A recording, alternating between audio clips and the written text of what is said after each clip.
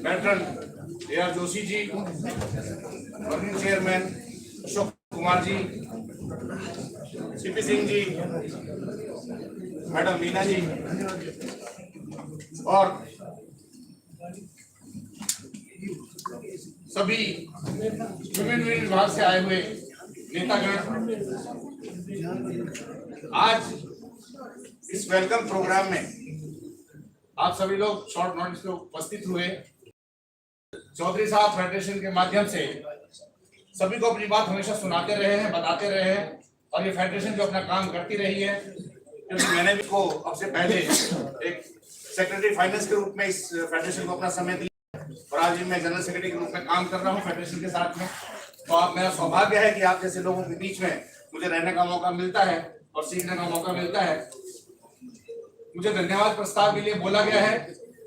भाषण का समय तो नहीं होता है, लेकिन इतना जरूर कहता हूं कि मंत्री साहब को सुनने के बाद में ऐसा आभास हो रहा है और ऐसा अंदर से एक फीलिंग आ रही है कि शायद अब हमारे काम दिल्ली स्तर पर वो होंगे जो होने चाहिए थे।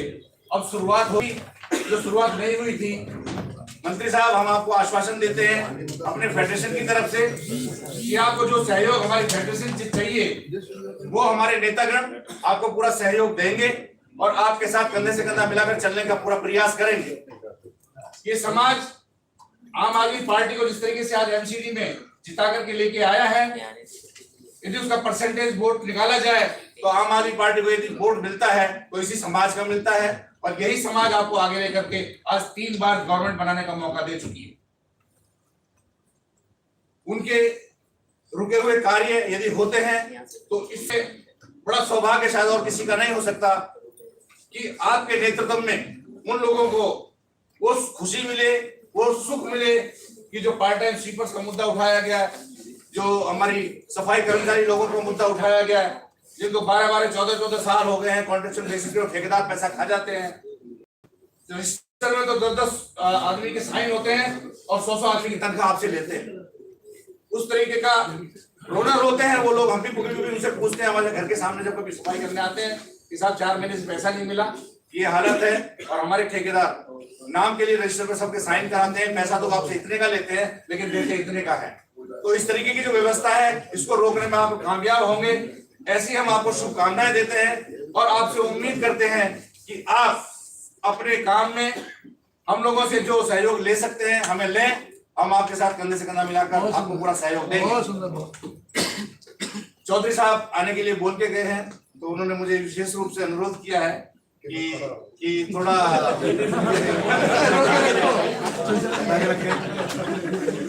नहीं, आप यदि कहना चाहे तो आप भी कह सकते हैं। तो चौधरी साहब का आने का मैं वेट करता हूँ। इसी संदर्भ में थोड़ा सा इतना कहना चाहूंगा सर, जैसा हमारे नन्नावा साहब ने बैंकों की व्यवस्था बताई है, बैंकों के अंदर दिल्ली स्टेट है लेकिन बैंकों के लिए दिल्ली स्टेट नहीं है। बैंकों के लिए भी आपको एक प्रयास करना होगा कि इसको नेगोशिएबल इंस्ट्रूमेंट एक्ट के अंदर बैंकों की जो छुट्टियां हैं, बैंकों के जो प्रावधान है वो आप NI एक्ट में डलवाएं, ताकि जैसे दूसरे प्रदेशों में बैंक के साथियों को, बैंक के लोगों को या आम कस्टमर को सुविधाएं दी जाती हैं, वो सुविधाएं यहाँ भी उसी हिसाब से दी जाए। क्योंकि दिल्ली को बैंकों के एक सेंट्रल के रूप में केवल देखा जाता है और सेंट्रल के मुताबिक दिया भी नहीं जाता है। तो बैंकों की तो बहुत बड़ी समस्या है, लेकिन उनको भी आप अपने माध्यम से करवाने में हम लोगों को सहयोग देंगे तो मैं समझता हूं कि बैंकों की बहुत बड़ी शुरुआत यहां से हो जाएगी कि दिल्ली से हम लोग एक शुरुआत करा पाने में आपके सहयोग से आगे बढ़ पाए।